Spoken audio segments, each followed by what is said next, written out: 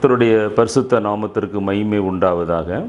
இந்த நாளிலும் நம்முடைய தியானத்திற்கு ஆதாரமாக ஏற்கனவே இயேசு அற்புதர் என்கிறதான ஒரு செய்தியின் தொடர்ச்சியாக மீதி பகுதியை நாம் இந்த செய்தியிலே தியானிக்க போகிறோம். அப்போஸ்தலர் நடபடிகள் 10:38 முதலாவது வாசிக்க கேட்போம். நசரேயனாகிய இயேசுவை தேவன் பரிசுத்த ஆவியினாலும் வல்லமையினாலும் அபிஷேகம் பண்ணினார். தேவன் அவருடனே கூட இருந்தபடியினாலே அவர் நன்மை செய்கிறவராயும் பிசாசின் வல்லமையில் அகப்பட்ட யாவரையும் குணமாக்குகிறவராயும் சுற்றித் திரிந்தார். கர்த்தருடைய பரிசுத்த நாமத்திற்கு மகிமை உண்டாவதாக. ஒரு நிமிடம் நம்முடைய கண்களை மூடி தலைகளை தாழ்த்தி ஆண்டவரை நோக்கி பார்ப்போம். நல்ல ஆண்டவரே, நாங்கள் உம்மை நன்றியோடு கூட துதிக்கிறோம்.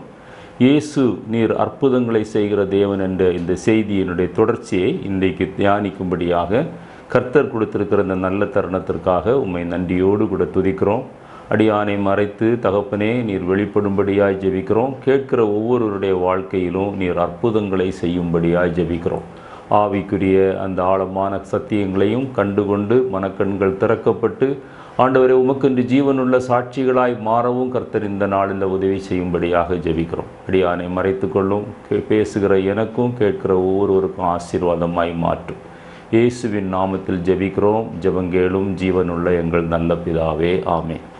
இயேசு அற்புதர் என்கிற முதல் பகுதியை நீங்கள் ஒருவேளை கேட்டிருக்கலாம். ஆண்டவராய் இயேசு கிறிஸ்து உலகத்திலே ஜீவித்த நாட்களிலே அவர் திரளான அற்புதங்களை செய்தார் என்று வேதத்திலே வாசிக்கிறோம்.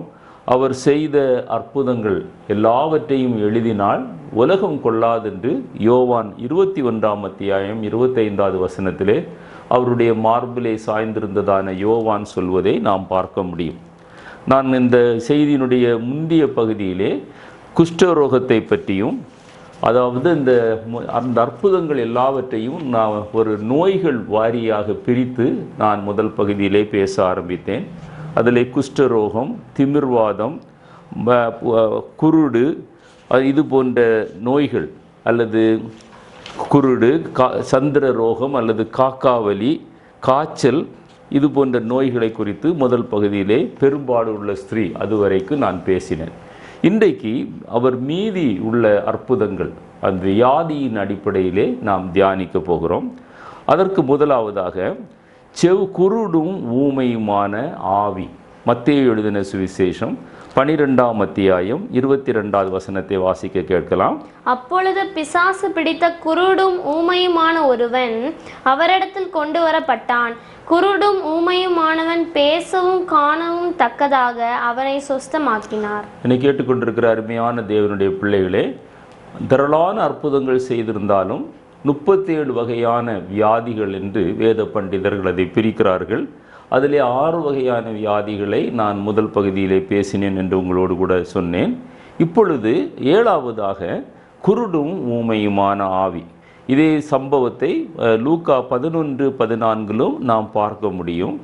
அப்பொழுது இந்த அற்புதத்தை செய்த உடனே அவர்கள் கேட்டதான ஒரு கேள்வி, ஜனங்கள் ஆச்சரியப்பட்டு தாவீதின் குமாரன் இவர்தானோ என்று அவர்கள் கேட்டதாக இந்த வேத பகுதியிலே வாசிக்கிறோம். ஆண்டவர் நம்முடைய வாழ்க்கையிலே எத்தனையோ அற்புதங்களை இன்றைக்கும் செய்து கொண்டிருக்கிறார். அதை குறித்து நான் பின்னாலே பேசுகிறேன். இப்பொழுது குருடும் ஊமையுமான ஒரு ஆவியை ஆண்டவர் குணப்படுத்துகிறார். ஜனங்கள் ஆச்சரியப்பட்டு தாவீதின் குமாரன் இவர்தானோ என்று கேட்கிறார்கள். அன்றைக்கு சரீர பிரகாரமான குருடும் ஊமையுமான ஆவியை ஆண்டவர் சொஸ்தப்படுத்தினது போல இன்றைக்கு நம்முடைய வாழ்க்கையிலே சரீர பிரகாரமான ஒரு குருடும் ஒரு ஊமையும் இல்லாதிருந்தாலும் அநேகருடைய வாழ்க்கையிலே ஒரு ஆவிக்குரிய குருடு இருப்பதை நாம் பார்க்க முடியும். அந்த ஆவிக்குரிய குருடு என்னவென்று நீங்கள் கேட்பீர்களேயானால், அந்த தேவனுடைய சத்தியத்தை காண முடியாதபடி அல்லது ஏற்றுக்கொள்ள முடியாதபடி கீழ்ப்படியாதபடி இப்பிரபஞ்சத்தின் அதிபதியானவன் அவர்களுடைய மனக்கண்களை குருடாக்கி வைத்திருக்கிறான் என்று வேதத்திலே வாசிக்கிறோம். அன்றைக்கு சரீரப்பிரகாரமான கண்கள் நல்ல பார்வையோடு காணப்படலாம். ஆனால் தேவனுடைய சத்தியத்திற்கு கீழ்ப்படிய முடியாதபடி நம்முடைய வாழ்க்கையில் இன்னும் அநேக காரியங்கள் காணப்படுமையானால் நம்முடைய வாழ்க்கையிலும் ஒரு ஆவிக்குரிய குருடு இருப்பதை நாம் ஒத்துக்கொள்ள வேண்டும். ஊமை என்பது எதை குறிக்கிறது என்றால், சத்தியத்தை அறிந்த பிறகும், இது அடுத்த சாரார், சத்தியத்தை அறிந்த பிறகும் சத்தியத்திற்கு கீழ்ப்படிந்த பிறகும் அந்த சத்தியத்தை மற்றவர்களிடத்தில் எடுத்து கூற முடியாத ஒரு ஊமையான நிலைமை. அதே போல கர்த்தர் தங்களுடைய வாழ்க்கையில செய்த நன்மையான காரியங்களை சாட்சியாக சொல்ல முடியாத நிலைமை. எனவே சரீரப்பிரகாரமான குருடாக இருந்தாலும், ஆவிக்குரிய குருடாக இருந்தாலும், சரீரப்பிரகாரமான ஊமையாக இருந்தாலும், ஆவிக்குரிய ஊமையாக இருந்தாலும், ஆண்டவராய் இயேசு கிறிஸ்துவனுடைய இரத்தம் சகல பாவங்களையும் சகல நோய்களையும் சகல வியாதிகளையும் நீக்கி சுத்திகரிக்கிறது என்று சொன்னது போல இந்த நாளிலே ஆண்டவர் அந்த குறைவிலிருந்து அவர் நம்மை விடுதலை பண்ண ஆயத்தமாக இருக்கிறார். இவர் தாவீதின் குமாரன் அல்லவா என்று அவர்கள் அன்றைக்கு ஆச்சரியப்பட்டது போல இன்றைக்கு நீங்களும் நானும் நம்முடைய குறைகளை ஒத்துக்கொண்டு நம்முடைய ஆவிக்குரிய குருடோ அல்லது ஆவிக்குரிய ஊமையோ அல்லது நம்மில் தெரிந்தவர்களுக்கு சரீரப்பிரகாரமாய் அந்த பலகீனங்கள் இருந்தாலும் ஆண்டவராய் இயேசு கிறிஸ்துவிடத்திலே விசுவாசத்தோடு கூட வருவோமே என்றால் நிச்சயமாக ஆண்டவர் அந்த பலகீனத்தை நம்மை விட்டு மாற்ற போதுமானவராய் இருக்கிறார். அடுத்ததாக செவிடும் கொன்னை வாயும் என்று மார்க் 7:31 நாம் வாசிக்க கேட்போம். செவிடும் கொன்னை வாயும். கொன்னை என்றால் உங்களுக்கு தெரியும், தித்தி தித்தி பேசுவார்கள், தொடர்ந்து அவர்களால் பேச முடியாது, வார்த்தைகள் தெளிவாக இருக்காது. அதே நேரத்தில் ஒருத்தனுக்கு செவிடும் இருந்தது, அந்த கொன்னை வாயும் இருந்தது. வாசியம்மா மார்க் 7:31. மறுபடியும் அவர் தீரு சீதோன் பட்டணங்களின் எல்லைகளை விட்டு புறப்பட்டு தெக்கப்போலியின் எல்லைகளின் வழியாய் கலிலேயா கடலருகே வந்தார். அங்கே கொன்னை வாயுடைய ஒரு செவிடனை அவரிடத்தில் கொண்டு வந்து அவர் தமது கையை அவன் மேல் வைக்கும்படி வேண்டிக் கொண்டார்கள்.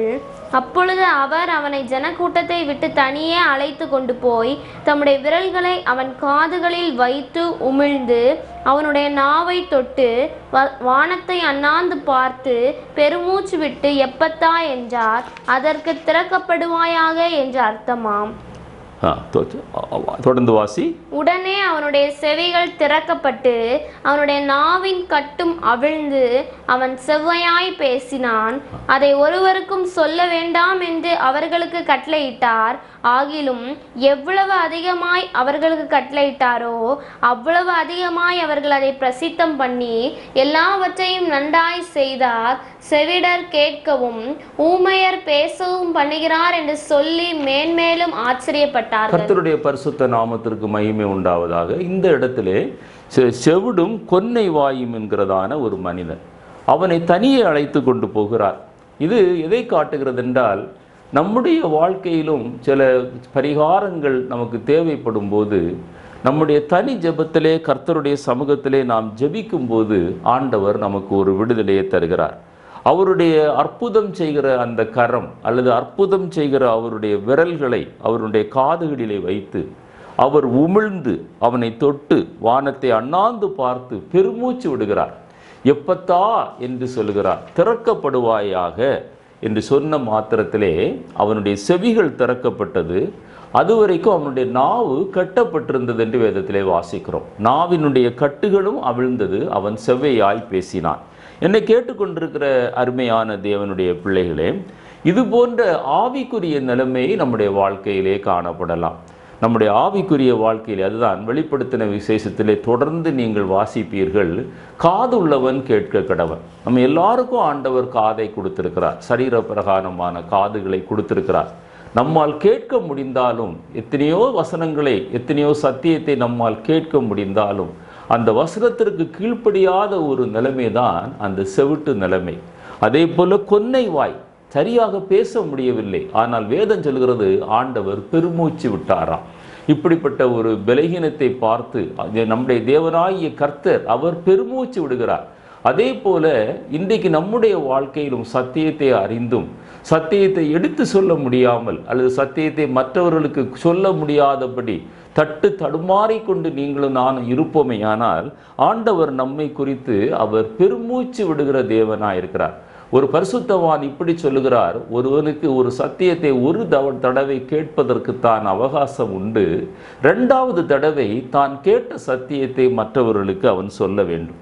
எத்தனை பேர் நீங்கள் எத்தனை வசனங்கள் எத்தனை செய்திகளை கேட்டாலும் அதை எத்தனை பேருக்கு நீங்கள் அதை அறிவிக்கிறீர்கள்? அங்கே அவனை அழைத்து கொண்டு வந்தார்கள் என்று வேதத்திலே வாசிக்கிறோம். அந்த செவிடும் கொன்னை வாயும் உள்ள மனிதனை அப்படியே அவர்கள் விட்டுவிடவில்லை. இயேசு வந்திருக்கிறார் என்று கேள்விப்பட்ட உடனே அவரிடத்திலே அழைத்து கொண்டு வருகிறார்கள். அழைத்து கொண்டு வந்து அவன் விடுதலையான உடனே அங்கே ஜனங்கள் சொல்லுகிற காரியத்தை பாருங்கள். எல்லாவற்றையும் நன்றாய் செய்தார். நம்முடைய ஆண்டவர் நன்மை செய்கிறவராய் சுற்றி திரிந்தார். நம்முடைய வாழ்க்கையிலே நன்மையான காரியங்களை செய்கிறவராய் இருக்கிறார்.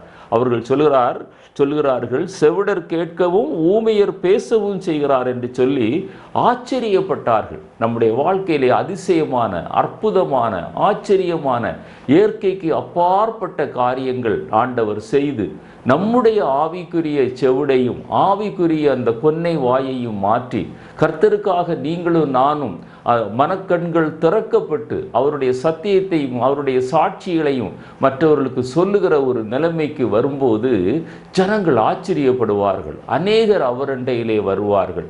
அந்த காரியத்தை நம்முடைய வாழ்க்கையிலே செய்ய வேண்டும் என்று இந்த அற்புதம் நமக்கு சுட்டி காட்டுகிறது.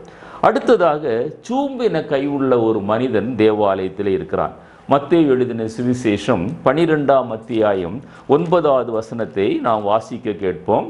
சூம்பின கை, அவனுடைய கை சூம்பி இருக்கிறது. அவன் தேவாலயத்திலே வந்திருக்கிறான். வாசியம்மா. அவர் அவ்விடம் விட்டு போய் அவர்களுடைய ஜெப ஆலயத்தில் பிரவேசித்தார்.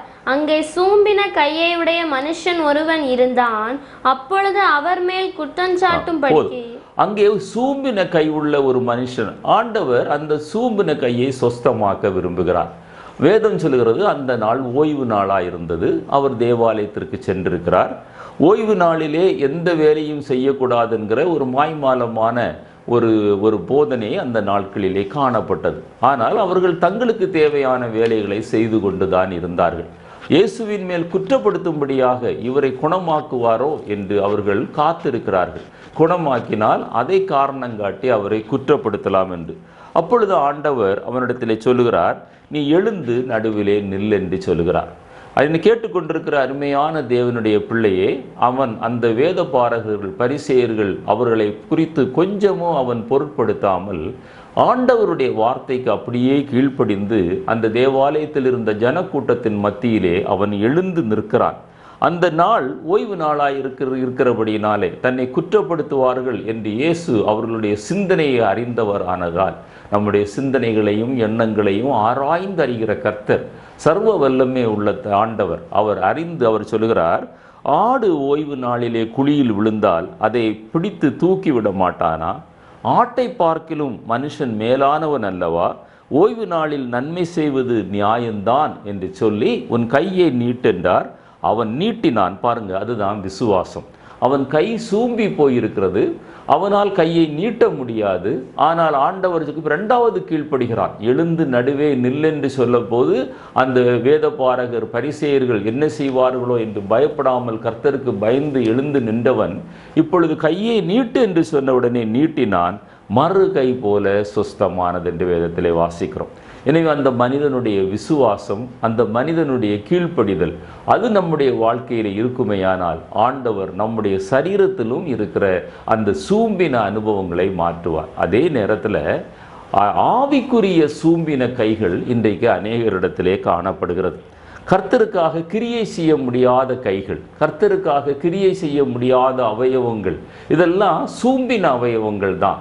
கர்த்தருக்காக பிரயாசப்பட முடியாத அனுபவங்கள், இது எல்லாமே சூம்பின அனுபவங்கள் தான். இன்னொரு முக்கியமான சூம்பின அனுபவம் என்னவென்று நீங்கள் பார்ப்பீர்களேயானால், கர்த்தருக்கென்று கொடுக்க முடியாதவர்கள், தேவனுடைய ஊழியத்தை தாங்க முடியாதவர்கள், தேவனுக்கென்று உற்சாகமாய் கொடுக்க முடியாதவர்கள். ஆண்டவர் சொல்கிறார், விசனமாயும் அல்ல கட்டாயமாயும் அல்ல, உற்சாகமாய் கொடுக்கிறவனிடத்தில் தேவன் பிரியமாயிருக்கிறார். திராணிக்கு தக்கதாக, திராணிக்கு மிஞ்சி யாரெல்லாம் கர்த்தருடைய ஊழியத்தை கொடுக்கிறார்களோ அவர்களுடைய கைகள் சொஸ்தமான கைகள். யாரெல்லாம் கொடுக்க மறுக்கிறார்களோ, திராணி இருந்தும் அவர்கள் கொடுக்க மனதில்லாமல் அதை ஆண்டவருக்கென்று கொடுக்கறதில் அந்த ஒரு விருப்பம் இல்லாத அல்லது கஞ்சத்தனம் பிசினித்தனம் பண்ணி யாரெல்லாம் பதுக்கி வைக்கிறார்களோ அவர்களுடைய கைகளெல்லாம் ஆவிக்குரிய நிலைமையிலே சூம்பின கைகளாக இருக்கிறது. எனவே இந்த நாளிலே அப்படிப்பட்ட கைகளும் சொஸ்தமாக வேண்டும். ஆண்டவரிடத்திலே நாம் கேட்போமேயானால், ஆண்டவரே உமக்கென்று கொடுக்கும்படியான ஒரு கிருபையை தாரும், வாங்குவதை பார்க்கிலும் கொடுப்பதே அதிக சந்தோஷம் என்று பவுல் அப்போஸ்தலர் சொல்வதை பார்க்கிறோம். கொடுங்கள், அப்பொழுது உங்களுக்கு கொடுக்கப்படும். எந்த அளவினால் அளக்கிறீர்களோ அந்த அளவினால் திருப்பி அளக்கப்படும். அமுக்கி குலுக்கி சரிந்து விழும்படியாய் அளக்கிறவர்களுக்கு அப்படியே அளக்கப்படும் என்று ஆண்டவர் சொல்கிறார். கொடுங்கள், கொடுத்து ஆசீர்வாதத்தை பெற்றுக்கொள்ளுங்கள். அடுத்ததாக 10வது வகையான அற்புதம் என்னவென்றால், ஒரு கிரேக்க தேசத்தாளாகிய கானானிய ஸ்திரீ, அவளுடைய பெயர் சிரேபேனிகா என்று எழுதப்பட்டிருக்கிறது. அந்த கிரேக்க தேசத்தாளாகிய ஒரு கானானிய ஸ்திரீ ஆண்டவரிடத்திலே வந்து தன்னுடைய மகள் கொடிய பிசாசினால் வேதனைப்படுகிறாள், அவளை குணமாக்க வேண்டும் என்று சொல்லும்போது, மத்தேயு எழுதின சுவிசேஷம் 15ஆம் அத்தியாயம் 21வது வசனத்தை வாசியம்மா. மத்தேயு எழுதின சுவிசேஷம் 15:21. பின்பு இயேசு அவ்விடம் விட்டு புறப்பட்டு தீரு சீதோன் பட்டணங்களின் திசைகளுக்கு போனார். அப்பொழுது அந்த திசைகளில் குடியிருக்கிற கானானிய ஸ்திரீ ஒருத்தி அவரிடத்தில் வந்து, ஆண்டவரே, தாவீதின் குமாரனே, எனக்கு இரங்கும், என் மகள் பிசாசினால் கொடிய வேதனைப்படுகிறாள் என்று சொல்லி கூப்பிட்டாள். அவளுக்கு பிரதியுத்தரமாக அவர் ஒரு வார்த்தையும் சொல்லவில்லை. அப்பொழுது அவருடைய சீஷர்கள் வந்து, இவள் நம்மை பின்தொடர்ந்து கூப்பிடுகிறாளே, இவளை அனுப்பிவிடும் என்று அவரை வேண்டிக் கொண்டார்கள். பாருங்க, கானானிய ஸ்திரீ புறஜாதியான ஸ்திரீ, கிரேக்க தேசத்தாள். அவளுடைய மகள் பிசாசினாலே கொடிய வேதனைப்படுகிறாள். அவளுடைய விசுவாசத்தை பாருங்கள். இப்படிப்பட்ட விசுவாசத்தை நான் இஸ்ரவேலருக்குள்ளும் பார்க்கவில்லை. உன் விசுவாசம் பெரிது என்று ஆண்டவர் பின்னாலே சாட்சி சொல்வதை நாம் பார்க்க முடியும். என்னை கேட்டுக்கொண்டிருக்கிற அருமையான தேவனுடைய பிள்ளைகளே, அவளுடைய ஜெபத்தினுடைய அந்த அருமையை பாருங்கள். அவள் இயேசு கிறிஸ்துவை குறித்து கேள்விப்பட்டாள். இயேசு கிறிஸ்துவை பற்றி கேள்விப்பட்ட மாத்திரத்திலே இயேசுவை ஏற்றுக்கொள்ளாத ஒரு மகளாக இருந்தாலும் அவள் உள்ளத்திலே இயேசுவை ஏற்றுக்கொண்டு அவரிடத்தில் வருகிறாள். இதுதான் நம்முடைய வாழ்க்கையிலே அற்புதங்களுக்கு முதற்படி. எத்தனையோ அற்புதங்களை ஆண்டவர் செய்தார் என்று எத்தனையோ தடவை வாசிக்கிறோம், பிரசங்கங்களை கேட்கிறோம்.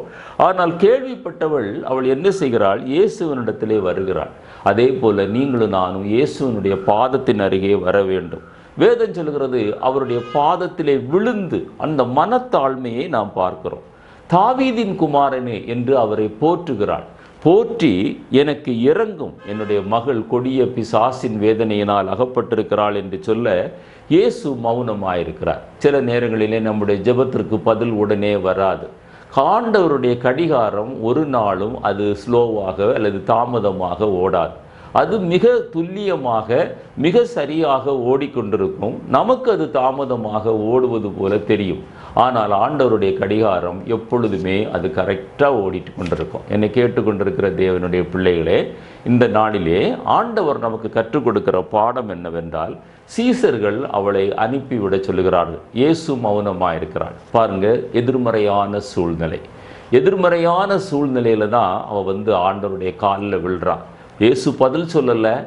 அவர் சீசர்கள் அனுப்ப சொல்கிறாங்க. அப்போ இயேசு சொல்கிறாரு, இஸ்ரவேலருக்குள் காணாமல் போன ஆடுகளை தேடவே நான் வந்தேனே தவிர நான் உன்னை ரட்சிப்பதற்காக அல்லது உன்னுடைய மகளை குணப்படுத்துவதற்காக நான் புறப்பட்டு வரவில்லை என்கிற அர்த்தத்திலே அவர் சொல்லும்போது அவள் சொல்கிறா, ஆம் ஆண்டவரே, மெய்தான். அந்த இஸ்ரவேல் ஜனங்களை அவள் யாருக்கு ஒப்பிடுகிறா?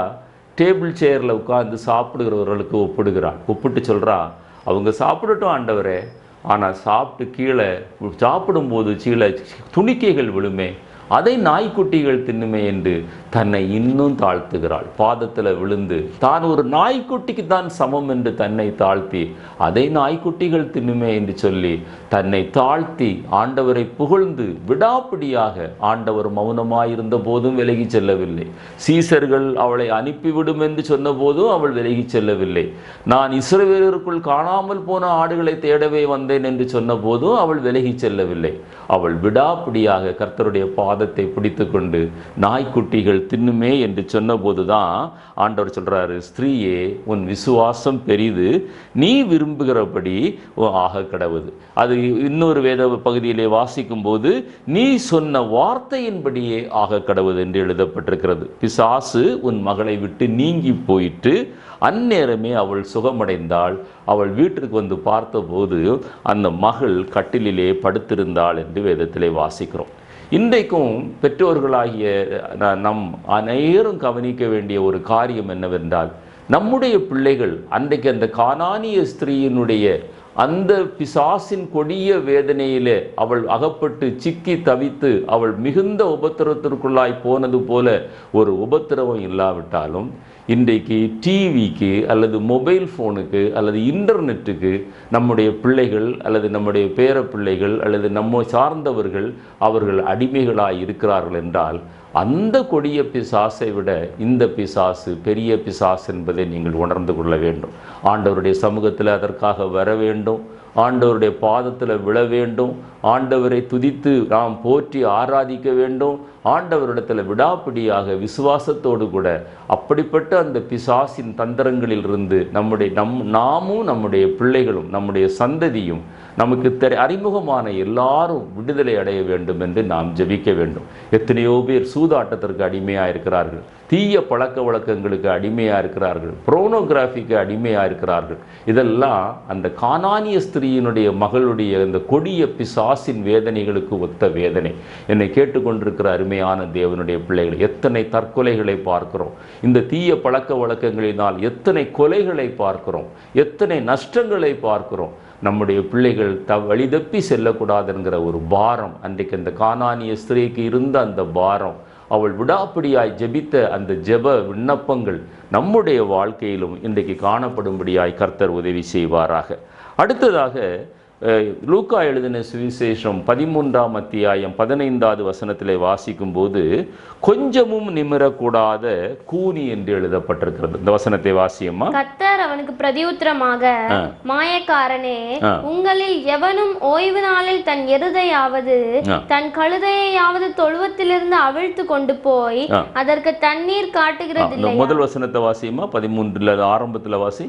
பிலாத்து சில கலிலேயர் இல்லை, அந்த கொஞ்சமும் நிமிரக்கூடாத கூனி என்கிற அந்த வசனத்தை இடமா லூக்கா 13ஆம் அத்தியாயத்தில். அப்பொழுது 18 வருஷமாய் பலவீனப்படுத்தும் ஆவியை கொண்ட ஒரு ஸ்திரீ அங்கே இருந்தால், அவள் எவ்வளவும் நிமிரக்கூடாத கூனியாயிருந்தாள். எவ்வளவு நிமிரக்கூடாத கூனியாயிருங்கள். பாருங்க, 18 வருடம் நம்முடைய இந்த ஹியூமன் பீயிங்ஸ் அல்லது மனிதர்கள் என்று சொல்லும்போது நமக்கு ஒரு எரெக்ட் போஸ்டர், நேராக நிற்கிற ஒரு நிலைமையில் தான் ஆண்டவர் நம்மை சிருஷ்டித்தார். பரிணாமம் பல மாதிரி சொல்லுகிறது, குரங்கிலிருந்து மனிதன் தோன்றினான் என்று. ஆனால் வேதம் சொல்கிறது ஆண்டவர் மனிதனை தேவ சாயலாகவே சிருஷ்டித்தார். குரங்கின் சாயலாக சிருஷ்டித்தார் என்று வேத புத்தகத்தில் எழுதப்படவில்லை.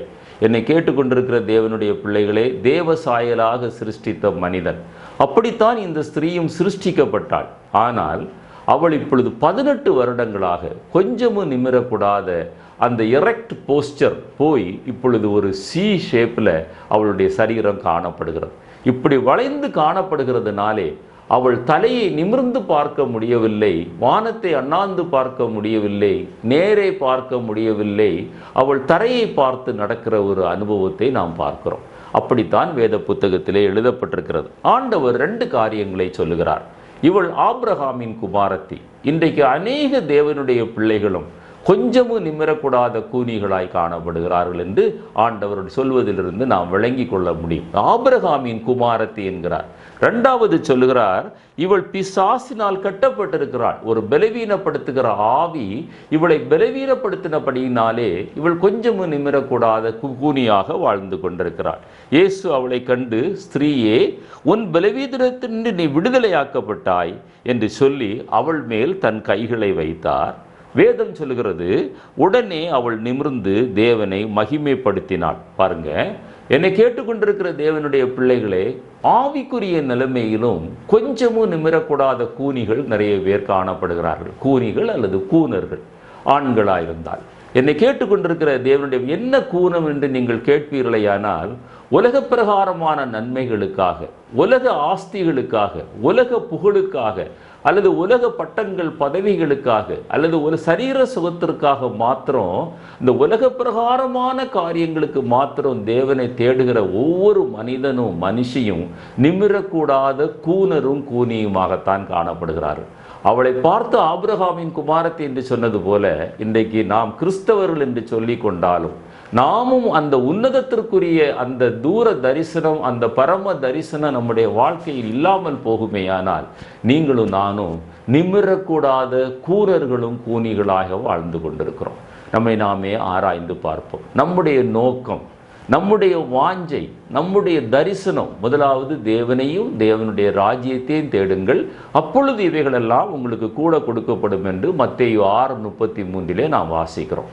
ஆனால் இன்றைக்கு பெரும்பாலானோர் உலக பிரகாரமான காரியங்களுக்கு மாத்திரம் தம்முடைய தேவைகளை தேடுகிறார்கள். அநேகருடைய ஜெபக்குறிப்புகள் சுற்றி பார்க்கும்போது அந்த ஜெபக்குறிப்புகள் எல்லாமே சரீர பிரகாரமான நன்மைகளுக்காகத்தான் அது எழுதப்பட்டிருக்கிறது அல்லது சொல்லப்படுகிறது. இது ஆவிக்குரிய வளர்ச்சி நான் அடைய வேண்டும், ஆவிக்குரிய நிலைமையிலே நான் இன்னும் ஒரு படி முன்னேறி செல்ல வேண்டும், அல்லது பரிசுத்தத்திலே நான் வளர வேண்டும், பரிசுத்தம் உள்ளவன் இன்னும் பரிசுத்தமாகட்டும், நீதி செய்கிறவன் இன்னும் நீதி செய்யட்டும், இந்த ஒரு அனுபவத்தில் நான் வளர வேண்டும் என்று ஜெபிக்கிறவர்கள் வெகு சிலர். எனவே நாம் ஆவிக்குரிய கூனர்களாக கூனிகளாக இல்லாமல் தேவனை மகிமைப்படுத்துகிற அந்த நிமிர்ந்த மனிதர்களாக மனுஷிகளாக காணப்பட வேண்டும் என்று ஆண்டவர் விரும்புகிறார்.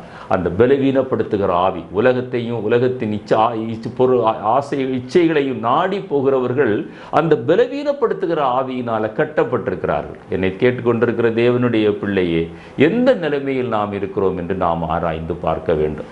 அப்பொழுதும் அங்கே வேத பாரகரும் பரிசேயரும் உட்கார்ந்திருக்கிறார்கள். அவர்கள் குற்றப்படுத்துகிறார்கள். என்ன செய்கிறார்கள்? இது ஓய்வு நாள் என்று சொல்லுகிறார்கள். ஓய்வு நாளில் சுகமாக்கக்கூடாது, மற்ற 6 நாட்கள் உண்டு என்றெல்லாம் சொல்லும்போது ஆண்டவர் சொல்கிறார், ஓய்வு நாளில் ஒரு எருதையாவது கழுதையாவது தொழுவத்திலிருந்து அவிழ்த்து கொண்டு போய் நீ தண்ணீர் காட்டுகிறது இல்லையா? இவளை ஓய்வு நாளிலிருந்து கட்டிலிருந்து அவிழ்ப்பது ஒரு முக்கியமான காரியம் அல்லவா என்று சொல்லி அங்கே ஆண்டவர் அந்த மாய்மாலத்தை கண்டிக்கிறார். கிறிஸ்தவ வாழ்க்கையிலும் குற்றம் கண்டுபிடிக்கிற ஒரு அனுபவம், குறை கண்டுபிடிக்கிற அனுபவம், எதை செய்தாலும் அதில் தவறு கண்டுபிடிக்கிற அனுபவம், அந்த மாய்மாலத்திலிருந்து அதுவும் ஒரு வகையான கூனு தான். அதை விட்டு நீங்களும் நானும் வெளியே வர வேண்டும். ஆண்டவர் இந்த பதிலை சொன்ன போது வேதம் சொல்கிறது, அவரை விரோதித்தவர்கள் வெட்கமடைந்தார்கள். ஆனால் ஜனங்களுக்குள்ளே ஒரு ஆபிரகாமின் குமாரத்தி 18 வருடமாய் பலவீனப்படுத்துகிற ஆவியினால் கட்டப்பட்டவள், அவள் இப்பொழுது நிமிர்ந்து தேவனை துதிக்கிறதை பார்க்கிறோம். ஜனங்களுக்குள்ளே மாபெரும் சந்தோஷம் வந்ததை நாம் வேதத்திலே வாசிக்கிறோம். அடுத்ததாக அங்கே வேதத்திலே ஒரு வியாதி என்னவென்றால் நீர்க்கோவை. லூக்கா எழுதின சுவிசேஷம் 14ஆம் அத்தியாயம் 1 வசனத்தில் ஆண்டவராய் இயேசு கிறிஸ்து, அதுவும் ஒரு ஓய்வு நாள் தான், ஒரு பரிசேயன் வீட்டிலே ஆண்டவர் உட்கார்ந்திருக்கிறார். அப்பொழுது ஒரு நீர்க்கோவை உள்ள ஒரு மனிதன் அங்கே கொண்டு வரப்படுகிறார். வாசியம்மா. ஒரு ஓய்வு நாளிலே பரிசேயரில் தலைவனாகிய ஒருவனுடைய வீட்டிலே அவர் போஜனம் பண்ணும்படிக்கு போயிருந்தார். அப்பொழுது நீர்க்கோவை வியாதியுள்ள ஒரு மனுஷன் அவருக்கு முன்பாக இருந்தான். என்ன செய்வாரோ என்று ஜனங்கள் அவர் மேல் நோக்கமாயிருந்தார்கள். பாருங்க, அவர் அந்த நீர்க்கோவை உள்ள மனிதன் குணமடைய வேண்டும் என்பது அவர்களுடைய நோக்கம் அல்ல. ஆனால் இவர் இந்த ஓய்வு நாளிலே குணப்படுத்துவாரா, குணப்படுத்தினால் அவரை குற்றப்படுத்தலாம் என்கிறது தான் அவருடைய நோக்கம். இது போன்ற தவறான நோக்கம் நம்முடைய வாழ்க்கையில் இருக்குமே. ஆனால் அன்றைக்கு அற்புதங்களை செய்த ஆண்டவர் இன்றைக்கு நம்மிடத்தில் இருக்கிற அந்த நீர்க்கோவையை அகற்ற வேண்டும் என்று நாம் ஜெபிக்க வேண்டும். இங்கே இந்த நீர்க்கோவை என்று நாம் தமிழிலே வாசிப்பது ஆங்கிலத்திலே சைனசிட்டிஸ் என்று சொல்லுகிறோம். நம்முடைய தலையிலே உள்ள அந்த ஏர் ஸ்பேசஸில் அந்த நீர் தங்கி அதன் நிமித்தமாக வரக்கூடிய நோய் சைனஸ் என்று சொல்வார்கள். சிம்பிளாக சரியான வார்த்தை சைனசிட்டிஸ் என்பார்கள். என்னை கேட்டுக்கொண்டிருக்கிற ஆண்டவருடைய தேவனுடைய பிள்ளைகளே, இந்த பாருங்க, இந்த நீர்க்கோவையை போல இன்றைக்கு நம்முடைய ஆவிக்குரிய ஜீவியத்திலும் அந்த ஏர் இருக்க வேண்டிய இடத்துல, ஆண்டவருடைய பிரசன்னம் இருக்க வேண்டிய இடத்துல, பரிசுத்த ஆவியானவர் வாசம் பண்ணுகிற இடத்துல அந்த காற்றுக்கு பதிலாக இன்றைக்கு நீர் தங்கும்போது தான் அந்த நீர்க்கோவை வருவது போல நம்முடைய வாழ்க்கையிலும் தவறான எண்ணங்கள், தவறான சிந்தனைகள் இவைகளெல்லாம் இருந்தால் நீங்களும் நானும் நீர்க்கோவை உள்ள ஒரு மனிதனை போல், ஆவிக்குரிய நீர்க்கோவை. அப்போ இந்த சைனசிட்டிஸில் என்ன செய்வாங்க, அதில் உள்ள நீரை வெளியேற்றுவதற்கு நமக்கு மருந்து தருவாங்க. அப்போது தும்மல் வரும். தும்மல் வரும்போது அந்த சளி அல்லது ஃப்ளம் அல்லது அதில் கெட்டி கிடந்த அந்த அசுத்தமான நீர்கள் வெளியில் வரும்போது நமக்கு ஒரு விடுதலை உண்டாவது போல நம்முடைய ஆவிக்குரிய ஜீவியத்திலும் தகாத எண்ணங்கள், தகாத சிந்தனைகள், தகாத செயல்பாடுகள் நம்முடைய வாழ்க்கையை விட்டு அகற்றப்பட வேண்டும். அங்கேயும் அவர்கள் என்ன செய்கிறார்கள், இவர் ஓய்வு நாளிலே சொஸ்தமாக்குவாரா, சொஸ்தமாக்கினால் இவரை குற்றப்படுத்தலாமே என்று சொல்லிதான் அவர்கள் காத்திருந்தார்கள். அவனை குறித்து அவர்களுக்கு எந்த பாரமும் இருக்கவில்லை. அப்பொழுதும் ஆண்டவர் சொல்கிறார், உங்களில் ஒருவனுடைய கழுதையாவது எருதாவது துறவிலே விழுந்தால் அதை நீங்கள் தூக்கிவிட மாட்டீர்களா என்று சொல்லி அந்த சத்தியத்தை திரும்ப திரும்ப அவர்களிடத்தில் எடுத்துக் கொள்கிறார். அடுத்ததாக 38 வருடம் ஒரு யாதியஸ்தன் அவன் பெதஸ்தா குளத்தின் அருகே உட்கார்ந்திருக்கிறான். ஆண்டவர் உலகத்திலே ஜீவித்த நாட்கள் 33 வருடங்கள், மனிதனாக அவதரித்து ஜீவித்த நாட்கள். அப்போ ஆண்டவரை விட சீனியர். ஆண்டவர் அவர் பிறப்பதற்கு முன்பே 4.5 வருடங்களுக்கு முன்பாக அவன் அந்த பெதஸ்தா 4.5 வருடங்களுக்கு முன்பாக பெதஸ்தா குளத்தின் அருகே உட்கார்ந்திருக்கிறான். யோவான் எழுதின சுவிசேஷம் 5ஆம் அத்தியாயம் 1 வசனத்திலிருந்து வாசியம்மா. இவைகளுக்கு பின்பு யூதருடைய பண்டிகை ஒன்று வந்தது. அப்பொழுது இயேசு எருசலேமுக்கு போனார். எபிரேய பாஷையில் பெதஸ்தா எனப்பட்ட ஒரு குளம் எருசலேமில் ஆட்டு வாசலின் அருகே இருக்கிறது. அதற்கு 5 மண்டபங்கள் உண்டு. அவைகளிலே குருடர், சப்பானிகள், சூம்பின உருப்புடையவர்கள் முதலான வியாதிக்காரர் அநேகர் படுத்திருந்து தண்ணீர் எப்பொழுது கலங்கும் என்று காத்து கொண்டிருப்பார்கள். ஏனெனில் சில சமயங்களிலே தேவதூதன் ஒருவன் அந்த குளத்தில் இறங்கி தண்ணீரை கலக்குவான். தண்ணீர் கலங்கின பின்பு யார் முந்தி அதில் இறங்குவானோ அவன் எப்பேற்பட்ட வியாதியஸ்தனாய் இருந்தாலும் சொஸ்தமாவான். பாருங்க, தொடர்ந்து நீங்கள் வாசிக்கும் போது நம்ம எல்லாருக்கும் தெரிந்த பகுதி தான். நான் சொல்லுகிற எல்லா அற்புதங்களும் நீங்கள் பல தடவை நீங்கள் வாசித்திருப்பீர்கள். அந்த இடத்துல இயேசு வருகிறார். வந்து அந்த 38 வருடமாய் அங்கே படுக்கையில் இருக்கிற அவனிடத்துல, நீ சொஸ்தமாக வேண்டும் என்று விரும்புகிறாயா? இதே கேள்வியைத்தான் ஆண்டவர் இன்றைக்கு கேட்கிறார். 38 வருடங்களாக ரட்சிக்கப்பட்டும் ஞானஸ்நானம் பெற்றும் பரிசுத்த ஆவியின் அபிஷேகத்தை பெற்றும் எந்த செயல்பாடும் இல்லாமல், கர்த்தருக்காக எந்த ஊழியத்தையும் செய்யாமல் முடங்கி கிடக்கிற ஒரு படுக்கையிலே கிடக்கிற ஆவிக்குரிய ஒரு வியாதியிலே படுத்திருக்கிற ஒரு மனிதனை போல, மனுஷியை போல நீங்களும் நானும் காணப்படுவோமே. ஆனால் ஆண்டவர் நம்மிடத்தில் கேட்கிற கேள்வி, நீ சொஸ்தமாக விரும்புகிறாயா? ஆண்டவருடைய வயசை விட அவனுடைய வயசு அதிகம். அவன் 38 வருஷமா அதே இடத்துல படுக்கிறான். தூதன் வருகிறான். தூதன் வந்து தண்ணீரை கலக்குகிறான்.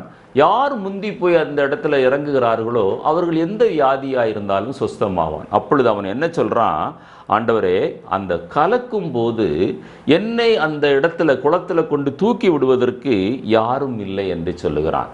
ஆனால் அவன் என்ன பிரயாசம் எடுத்தான் என்று அங்கே எழுதப்படவில்லை. இவன் எப்பொழுது அவன் ஊந்து போய் நடந்து போய் அந்த குளத்தின் அருகே உட்கார்ந்திருந்தா கூட இந்த 38 இயர்ஸில் ஏதாவது ஒரு சான்ஸ் அவனுக்கு கிடைச்சிருக்கும். அவன் தன்னுடைய வாழ்க்கையை நஷ்டப்படுத்தி கொண்டிருந்தான். தன்னுடைய பலகீனத்தை அவன் மேன்மை பாராட்டி கொண்டிருந்தான். தன்னுடைய பலகீனத்தை ஓவர் கம் பண்ணி ஒரு அற்புதத்தை பெற வேண்டும் என்கிற வாஞ்சை அவனிடத்தில் இல்லாமல் இருந்தது. அதே போல இன்றைக்கும் ரட்சிக்கப்பட்டும் ஞானஸ்நானம் பெற்றும் பரிசுத்த ஆவியின் அபிஷேகம் பெற்றும் சத்தியம் தெரிந்தும் ஒரு ஆவிக்குரிய சபையிலே இணைந்து ஆராதித்தும் தேவனுக்கென்று எழும்பி பிரகாசிக்க முடியாத ஒரு நிலைமையிலே நீங்கள் நானும் காணப்படுவோமே. ஆனால் அதே ஆண்டவர் நம்மிடத்தில் கேட்கிறார், நீ குணமடைய விரும்புகிறாயா? இன்றைக்கு ஆண்டவர் நம்மை அழைக்கிறார். இன்றைக்கு ஆண்டவருடைய ஊழியத்திற்கு அவர் நம்மை அழைக்கிறார். நீங்கள் அந்த சத்தத்திற்கு செவி கொடுப்பீர்களேயானால் ஆண்டவர் சொல்கிறார், உன் படுக்கையை எடுத்துக்கொண்டு நீ எழுந்து நட. அப்பொழுதும் குற்றம் காணத்தான் அங்கே வருகிறார்கள். ஓய்வு நாட்களிலே படுக்கையை எடுத்துக்கொண்டு போகிறது நியாயம் அல்ல என்று சொல்கிறார்கள். இயேசு அவனிடம், நீ சொஸ்தமானாய், அதிக கேடானது ஒன்றும் உனக்கு வராதபடி நீ பாவம் செய்யாதே என்று சொல்லும்போது யூதர்கள் அவரை கொல்ல முயற்சிக்கிறார்கள் என்ற இந்த பகுதியிலே நாம் வாசிக்கிறோம். இன்றைக்கு தவறான உபதேசங்கள், தவறான போதனைகள், ஊழியமெல்லாம் நமக்கு உரியதல்ல, அது முழு நேர ஊழியக்காரர்களுக்கு சொந்தமானது, நாம் அதை செய்யக்கூடாது என்றெல்லாம் சொல்லுகிறவர்களும் கூட உண்டு. என்னை கேட்டுக்கொண்டிருக்கிற ஆண்டவருடைய தேவனுடைய பிள்ளையே, ஆண்டவர் உன்னை ரட்சித்தது, நீ தேவனோடு நல்மனசாட்சியின் உடன்படிக்கையாய் ஞானஸ்நானம் பெற்றது, நீ பரிசுத்த ஆவியின் அபிஷேகம் பெற்றது கர்த்தருக்காக ஊழியம் செய்வதற்காக. ஆண்டவருக்கு 2 வகையான ஊழியம், அவரை ஆராதிப்பது, அவருக்கென்று கொடுப்பது, இதெல்லாம் நாம் அவருக்கு செய்கிற ஊழியம். அவருக்காக செய்கிற ஊழியம்தான் புறப்பட்டு செல்ல வேண்டும். அநேகர் இன்றைக்கு படுத்து கிடக்கிற அநேகர்கள் சரீர பிரகாரமாய் 38 வருடமாய் படுத்து கிடக்கிறவர்கள் உண்டு. ஆவிக்குரிய பிரகாரமாய் படுத்து கிடக்கிறவர்கள் உண்டு. அவர்களை தட்டி எழுப்ப வேண்டும், அவர்களை உற்சாகப்படுத்த வேண்டும். நீங்கள் குணமடைய விரும்புகிறீர்களா என்று அவர்களை உற்சாகப்படுத்தி கரம் கொடுத்து தூக்கி அவர்களையும் அந்த ஊழியத்தில் இணைத்து தேவனுடைய ராஜ்யத்தை நாம் கட்டி எழுப்ப வேண்டும். அடுத்தது 14வதாக நான் சொல்ல விரும்புகிற காரியம், இயற்கையின் மேல் இந்த வசனங்களை வாசிப்பதற்கு நமக்கு நேரம் இல்லை. முதலாவதாக காற்றையும் கடலையும் அதட்டினார் என்று வாசிக்கிறோம். மத்தேயு 8ஆம் அத்தியாயம் 23வது வசனத்திலிருந்தும், மார்க்கு 4ஆம் அத்தியாயம் 35வது வசனத்திலிருந்தும், லூக்கா 8ஆம் அத்தியாயம் 22வது வசனத்திலிருந்தும் அந்த காற்றையும் கடலையும் அதட்டுகிற ஒரு ஆண்டவரை பார்க்கிறோம். நம்முடைய வாழ்க்கையிலும் புயல் வீசலாம், அல்லது கடல் அலையை போல பிரச்சனைகள் தொடர்ந்து வரலாம். ஆனால் கர்த்தருக்குள் நீங்களும் நானும் இருப்போமேயானால் எவ்வளவு புயல் வீசினாலும், கடல் அலை போல அந்த பிரச்சனைகள் தொடர்ந்து நம்மை நெருக்கி ஏவினாலும், அதை அதட்டி அதை அப்புறப்படுத்தி நமக்கு சமாதானத்தை தருகிற ஒரு ஆண்டவர் இருக்கிறார்.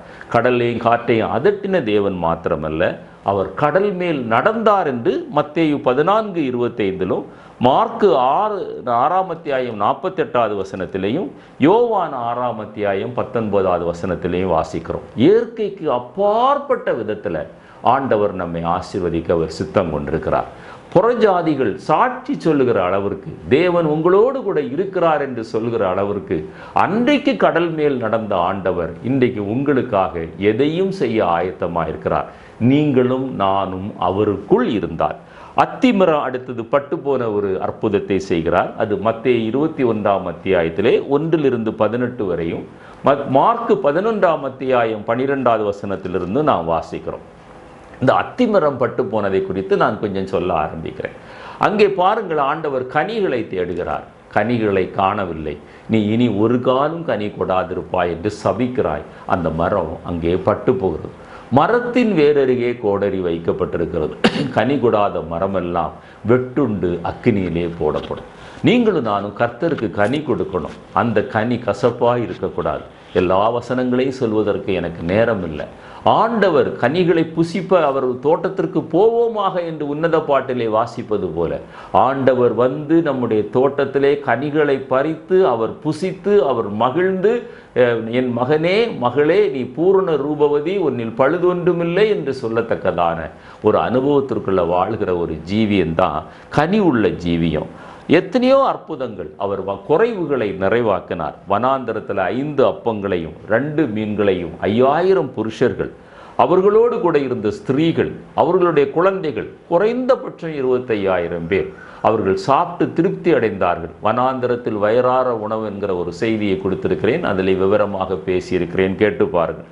மீதியான துணிக்கைகள் 12 கூடைகள்.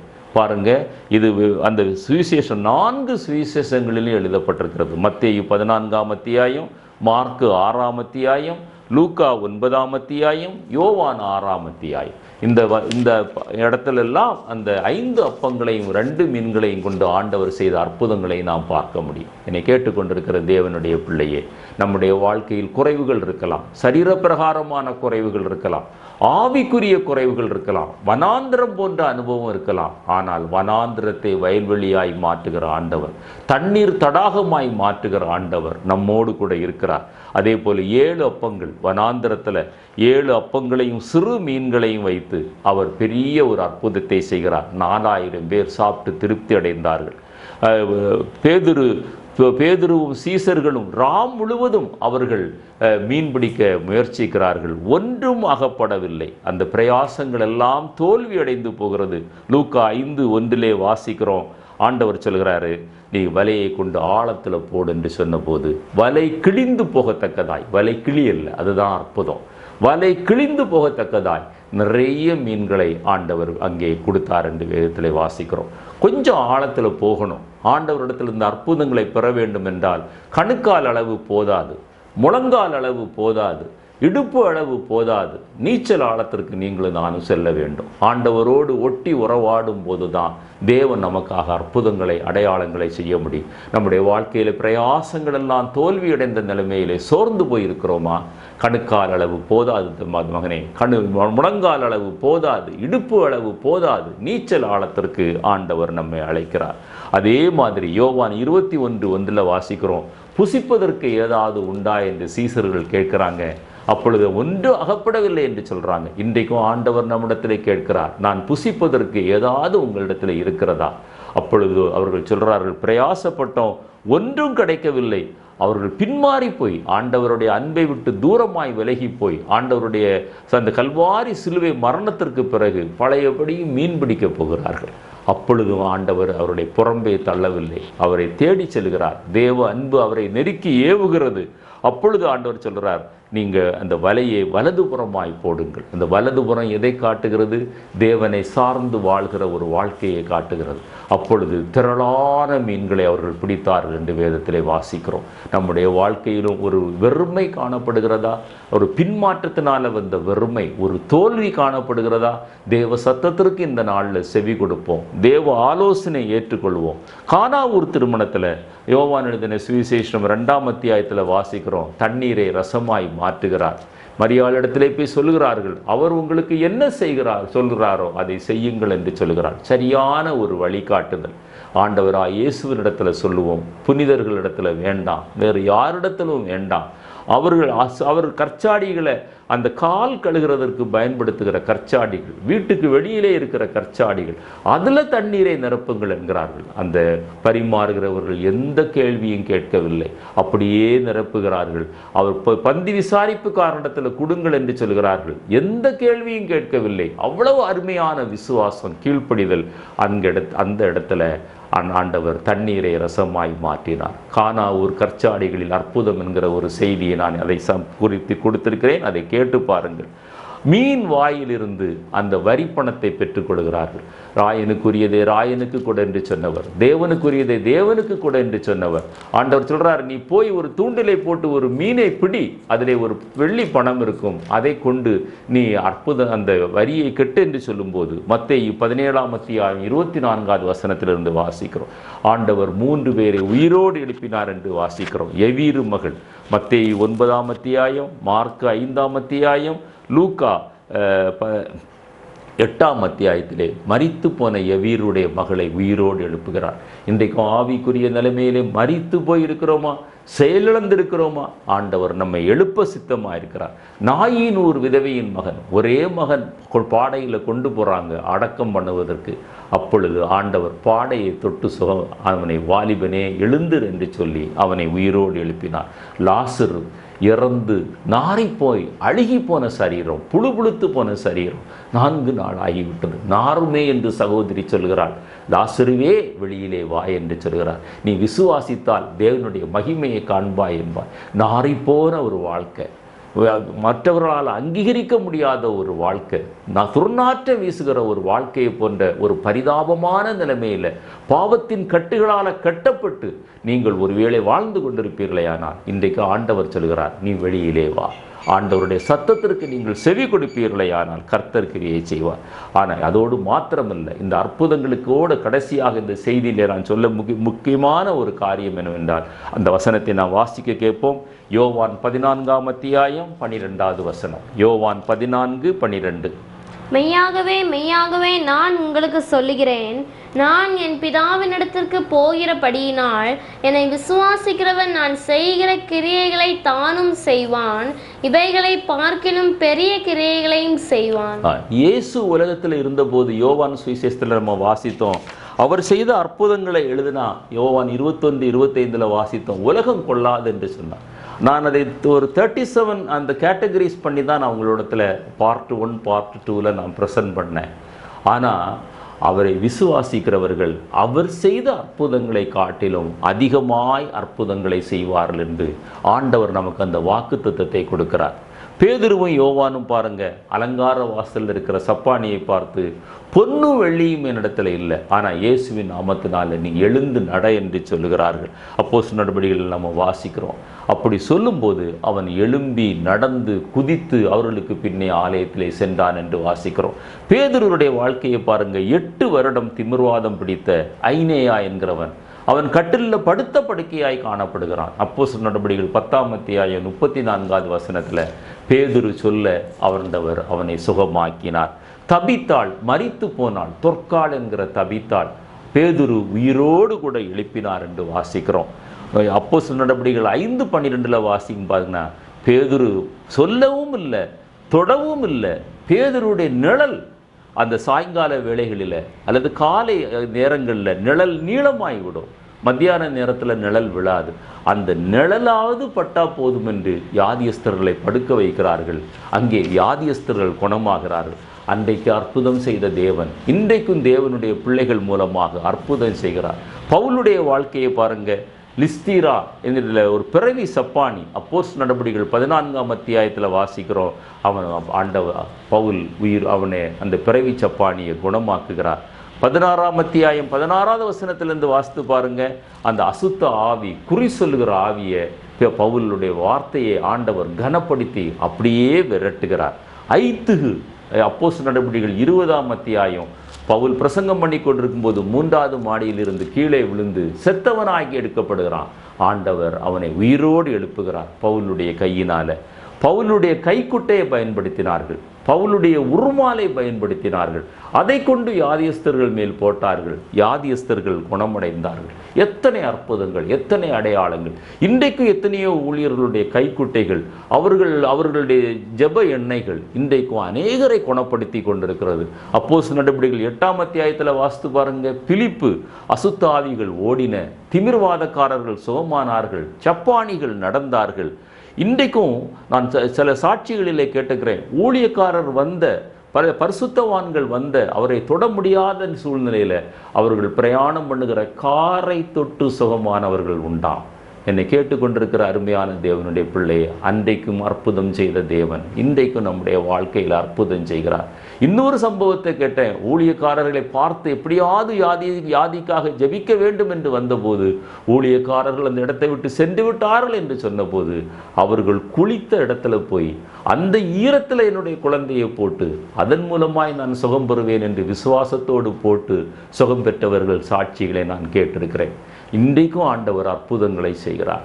நம்முடைய வாழ்க்கை கர்த்தருடைய பார்வையில் உண்மையும் உத்தவமாக இருக்குமேயானால், ஆவிக்குரிய நிலைமையில் நம்முடைய வியாதிகள் முதலாவது நீக்கப்படுமேயானால், சரீர பிரகாரமாய் நம்முடைய வாழ்க்கையில் இருக்கிற நம்முடைய சரீரத்தில் இருக்கிற எல்லா நோய்களையும், எல்லா பலகீனங்களையும், எல்லா பிசாசின் கட்டுகளையும், அந்தகார சக்திகளையும் நீக்குவதற்கு நம்முடைய ஆண்டவராய் இயேசு கிறிஸ்து இன்றைக்கும் அற்புதம் செய்கிற தேவனாயிருக்கிறார். அவர் உயிரோடு இருந்த நாட்களில் செய்த அற்புதங்களை காட்டிலும் இன்றைக்கு அவருடைய ஊழியக்காரர்கள் மூலமாய் செய்கிற அற்புதங்கள் அநேகம் அநேகம் அநேகம். அவர் 3 பேரை உயிரோடு எழுப்பினார் என்று வேதத்தில் வாசிக்கிறோம். இன்றைக்கு எத்தனையோ ஊழியக்காரர்கள், ஒரு சரியான பிரபலம் இல்லாத ஊழியக்காரர்கள், பேர் தெரியாத ஊழியக்காரர்கள், அநேகருடைய அந்த உத்தம ஜீவியம், உண்மை உள்ள ஜீவியம், பரிசுத்த ஜீவியம் இன்றைக்கும் அநேகரை உயிரோடு கூட எழுப்பி கொண்டிருக்கிறது. கடைசியாக ஒரு வசனத்தை நான் வாசித்து முடிக்க விரும்புகிறேன். 2 கொரிந்தியர் 6ஆம் அத்தியாயம் 2வது வசனம். 2 கொரிந்தியர் 6ஆம் அத்தியாயம் 2வது வசனம். அனுக்கிரக காலத்திலே நான் உனக்கு செவி கொடுத்து இரட்சணிய நாளிலே உனக்கு உதவி செய்தேன் என்று சொல்லி இருக்கிறாரே, இதோ இப்பொழுதே அனுக்கிரக காலம், இப்பொழுதே இரட்சணிய நாள். இப்பொழுதே அனுக்கிரக காலம், இப்பொழுதே இரட்சணிய நாள். நம்ம ஆண்டவருக்காக எழும்புவோம், அவருடைய வல்லமையை தரித்து கொள்ளுவோம், தூசியை உதறிவிட்டு எழும்புவோம், பலன் கொள்ளுவோம். அந்த 38 வருடமாய் கடந்தவனை போல் அல்ல, கொஞ்சமும் நிமிரக்கூடாத 18 வருடமாய் கூனியாயிருந்த அனுபவம் அல்ல, ஆலயத்தில் இருந்த சூம்பின கை உடையவனுடைய அனுபவம் அல்ல, செவிட்டும் ஊமையுமான அனுபவம் அல்ல, செவிடும் திக்குவாயும் உள்ள அனுபவம் அல்ல, ஆவிக்குரிய கண்கள் குருடாக்கப்பட்ட அனுபவம் அல்ல. ஆண்டவருடைய சமூகத்தில் எழும்புவோம், தூசியை உதறிவிட்டு எழுந்துருவோம், பாவத்தை விட்டு வெளியில வருவோம், நாமே சுத்திகரிப்போம், ஆண்டவருடைய சமூகத்தில் மன்றாடுவோம், ஜெபிப்போம். ஆண்டவரை உமக்கு உகந்த ஒரு ஜீவியம் செய்ய எனக்கு உதவி செய்யும் என்று கர்த்தருடைய பாதத்தில் சரணடைவோம்.